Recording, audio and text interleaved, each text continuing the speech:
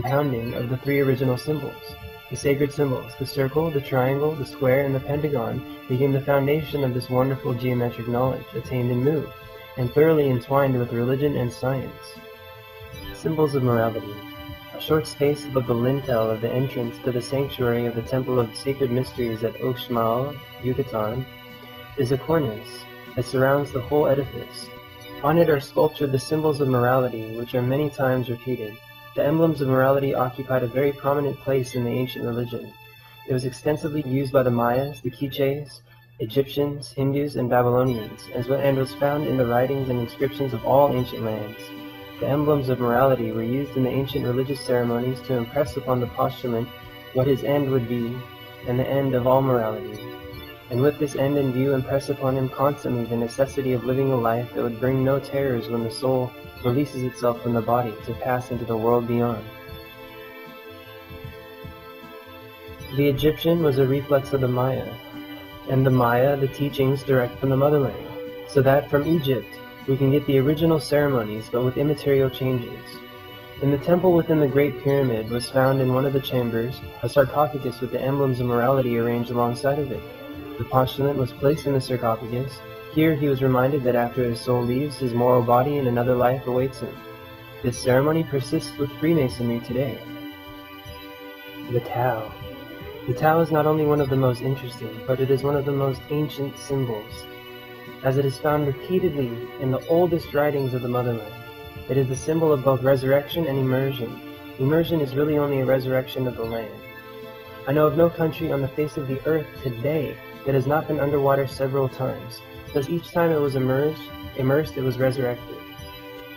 The name is as it was in the Motherland, Tao. It was Tao then and it is Tao today. It is one of the very few words that has persisted throughout all time without any change in any way. The name means the stars which bring the water. Ta, stars, and Ha, water. The Marquesans today pronounce it Taha, the pure Motherland pronunciation. The Tao is the picture of the constellation, the Southern Cross, the most gorgeous group of stars appearing south of the equator. When the Southern Cross appeared at a certain angle over Mu, the rainy season commenced. The parched, dry land responded to the moisture from above. Leaves, flowers, and fruit sprang forth upon tree and shrub. Seeds in the ground that had been lying dead, germinated, sprang forth into life, enriching the land with golden grain. Mu became the land of plenty. Life had been resurrected. Figure A is an example showing how the Mayas often depicted the Tao as a tree, with two branches bearing flowers and fruit. Figure B. This vignette comes from the Toronto MS. It describes the arrival of the rainy seasons in Mayash. The figures are symbolical. I will give now 3 cuts that show the Tao symbolizing immersion. Sacred Writings. This is a vignette from the sacred inspired writings symbolizing Mu as the land emerged. Naga vignette. Children of Mu leaving the motherland by water. The Tao is Mu emerged. This is from a Hindu carving 2,000 years old. Naga vignette. This is the children of Mu leaving the motherland by air and water. The Tao is emerged. This is from a Hindu carving 25,000 years old. A pair of triangles bound together at their base, thus forming a double triangle, was the ancient symbol for an offering, and often appeared on the altar where offerings were made. These altars were generally in the form of a Tao, or had a Tao carved on the face of the altar. The rain brought by the Tao made offerings possible. These offerings generally were in the form of flowers or fruit, or products from the fields. Before the destruction of Mu, sacrifices were unknown. Sacrifice was a word coined to describe the awful destruction of the beloved motherland. The general position in which the double triangle was placed was directly under the arms of the Tao, and in the ancient ritual, these were supposed to say or read, "Place thine offering upon this altar." The two-sided square. The two-sided square is known among the Masonic Brotherhood as the two-sided or Mason square. It is a very ancient glyph. Reading builder, and apparently was first used for the crosses symbolizing the sacred four, when the name of the great builders of the universe was given to them. This glyph was placed within the arm or loop of the cross, which symbolized the 4 primary forces, thus naming them builders. The two-sided square is on many of Ninven's Mexican tablets. I am giving a page of examples. In all of these tablets, they are referring to the Sacred Four as the great builders of the universe. Down to the time of Mu's destruction, this symbol was used only to express builders, as the name of the great creative forces. When, however, thousands of years afterwards, we enter Egypt, we find this symbol with a new vestment and a new name. Here it became the symbol of justice and uprightness. It has always been thought that this symbol originated in Egypt, but it goes back thousands of years beyond the commencement of Egyptian history. The two-sided square is a symbol which is constantly found in the Book of the Dead, also in various Egyptian papyri.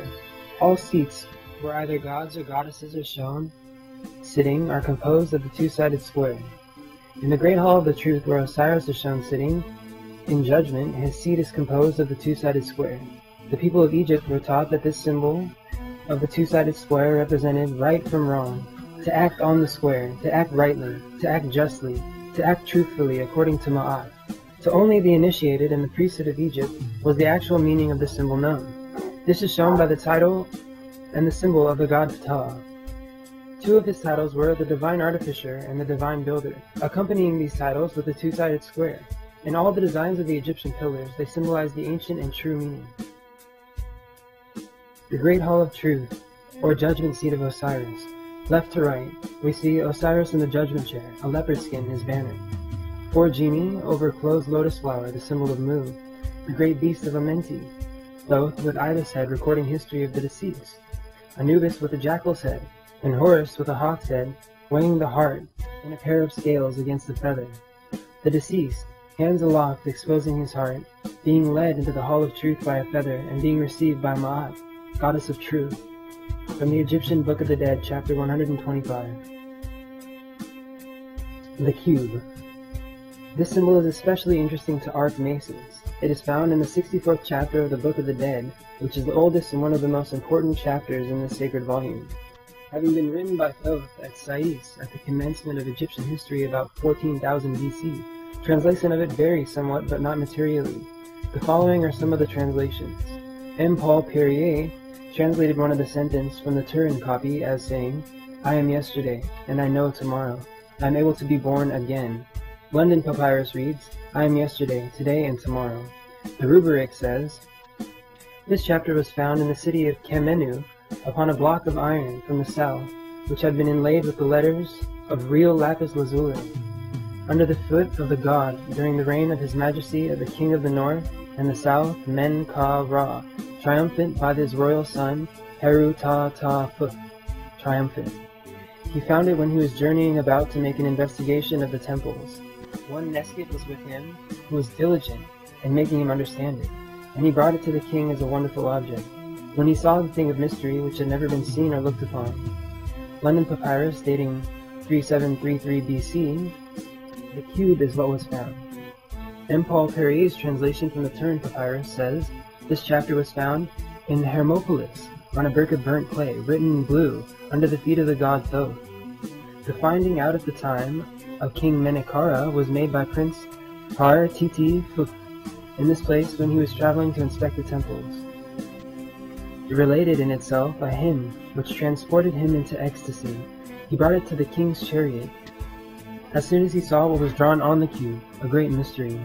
Papyrus Mes-Em-Neter, dated 4266 BC, says, "This chapter was found in the foundation of a plinth, on the shrine of the divine Henubot, by the chief mason in the time of the king of the north and the south, Hesepti triumphant. And there it was directed that it shall be recited only by one who is ceremoniously clean and pure." The interlaced triangles. The cross triangle is an exceedingly old symbol. The oldest record of it that we have is the cosmogonic diagram of the Motherland, which is the mother of all cosmogonic diagrams. I did not find it in any of the sacred writings which I read, but that is no criterion, nor does it say that it does not appear in the sacred writings. There are over 10,000 tablets covering these writings, and I have only seen about 3,000 out of 10. The figure shows a central circle enclosed within a pair of triangles crossed and interwoven.